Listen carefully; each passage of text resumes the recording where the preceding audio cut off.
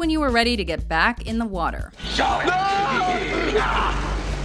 Welcome to WatchMojo.com, and today we're counting down our picks for the top 10 movie drownings. For this list, we're taking a look at scenes that feature some pretty frightening deaths by water. Whether at the hands of another character, or simply because they couldn't hold on any longer, these characters can't get a breath in edgewise. Even the most skilled swimmer couldn't survive some of these watery death traps. So much for lifeguards. Also, you might have expected this, but there are a few spoilers ahead. So, spoiler alert.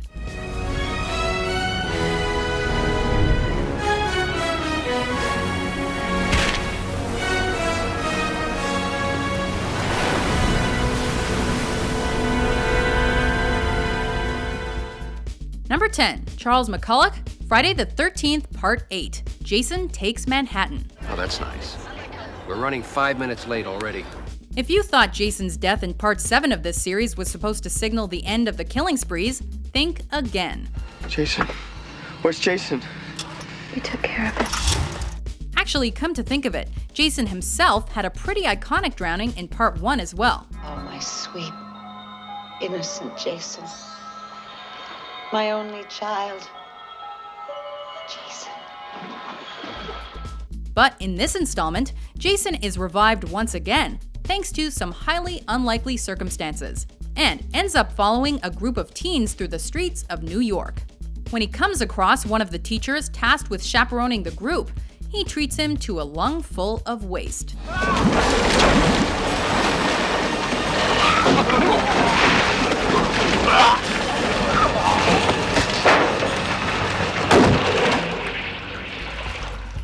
Number 9, Dr. Norman Spencer, What Lies Beneath. Too cold, huh? I almost froze to death, laying here, wet, naked, pretending to be electrocuted. When you're a college professor caught up in a scandalous affair with one of your students, it's probably best to cover your tracks. I actually don't do much teaching anymore. In this case, covering your tracks translated to murdering and disposing of your lover's body in a lake. You killed her, didn't you?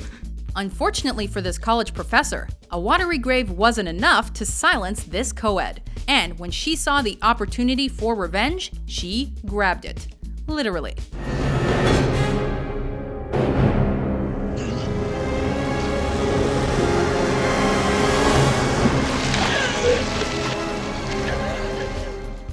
Number 8, Billy Tyne, The Perfect Storm. Where you going? To push this boat over to the storm and scream for help! No one said that life as a deep-sea fisherman was supposed to be easy.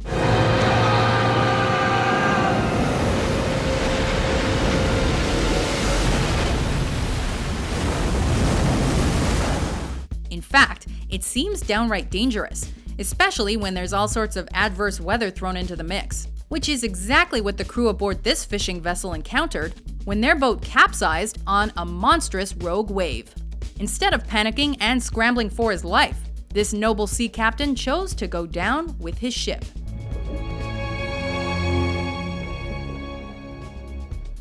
Number 7, Captain Edward John Smith, Titanic.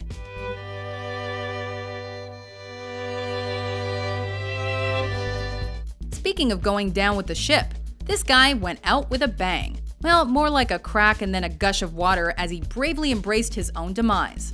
After the Titanic struck the iceberg that led to the ship sinking, Jesus Christ! crew and travelers alike made a mad dash for survival. Women and children first. While some scrambled to safety, and some were sabotaged in their efforts to escape. Others, like Captain Smith, just said screw it, which is the honorable thing to do.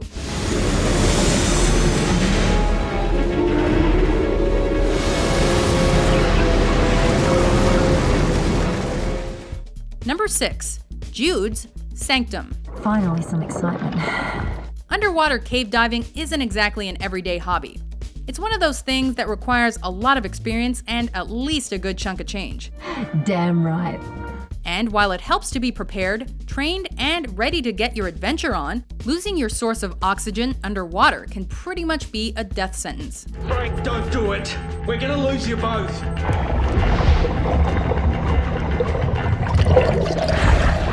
Judes may have had a colleague by her side, but unfortunately, he had to make the decision to save himself.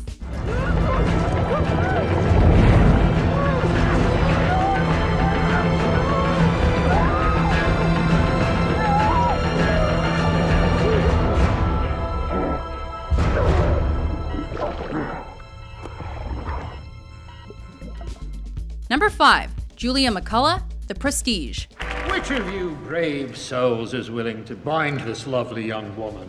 Some people think that being a magician is all card tricks and hat rabbits, but those people have never encased themselves in a tank of water while handcuffed. Escaping a water trap is an impressive feat when everything goes swimmingly, but when something goes wrong, that's when people start getting hurt.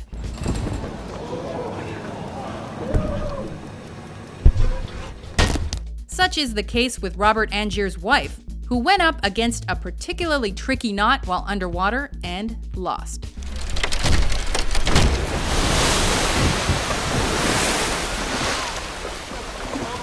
Julia! Julia! Number 4, Vesper Lynd, Casino Royale. I'll see you back here in half an hour. Bond was so smitten with Miss Lynd that he was ready to quit the spy business altogether. I have no armor left. You stripped it from me. Too bad she was just in it for the money. Not out of spite or greed or anything, but because she had yet another boyfriend she had to look out for. I'm sorry, James.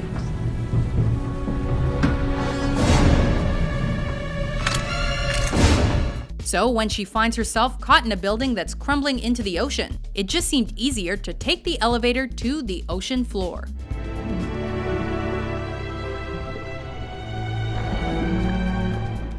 Number 3, Dr. Lindsey Brigman, The Abyss. Deep core, this is Cab 1. We need a... You all right? Yeah. After she and her estranged husband find themselves stuck in a submarine that is quickly taking on water, they realize that some tough decisions have to be made. So I got a plan. What's the plan? I drowned and you tow me back to the rig. No. One of those decisions is that Lindsey should allow herself to drown to ensure their precious oxygen goes as far as possible. And then, Bud can tow her lifeless body back to safety so that she can be resuscitated on arrival. I go into deep hypothermia. My blood will go like ice water. Right? My body systems will slow down. They won't stop. Lindsey. You tow me back and I can be revived after maybe 10 to 15 minutes. It's both terrifying and oddly heartwarming. Lindsey. That's it, Lindsey. That's it, Lindsey. You can do it. That's it, Lindsey. Come on back, baby. Come on. You can do it, baby.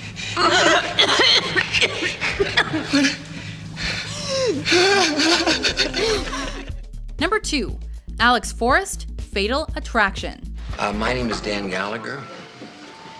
Alex Forrest. Nice to meet you. After she boiled that fluffy bunny rabbit, you pretty much knew she was gonna end up dead.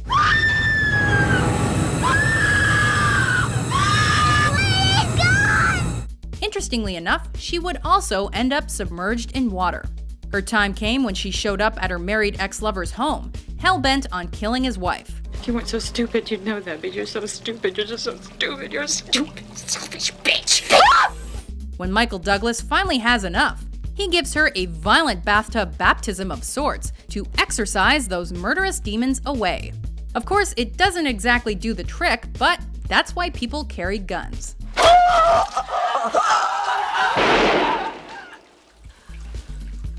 Before we submerge our top pick, here are a few honorable mentions.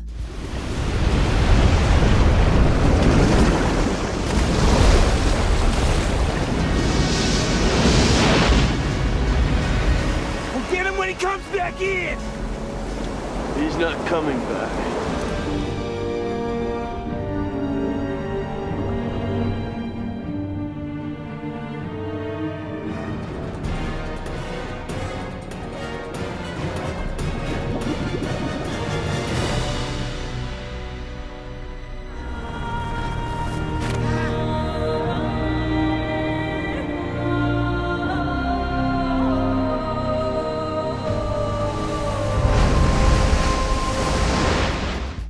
Number 1, Max Cady, Cape Fear. 14 years ago, I was forced to make a commitment to an 8x9 cell, and now you're going to be forced to make a commitment.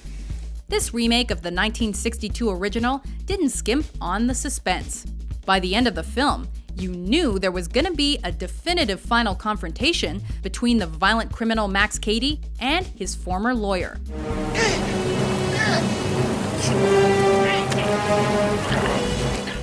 And after Cady tracks Sam Bowden and his family to their houseboat, all hell breaks loose. Forget about that restraining order, counselor!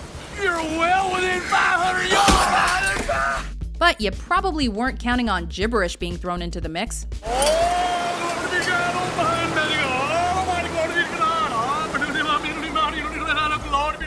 If you're gonna drown in a river, might as well have your last words confuse the hell out of everyone within earshot. I'm Jordan Snowman, backshot style. Who will come with me?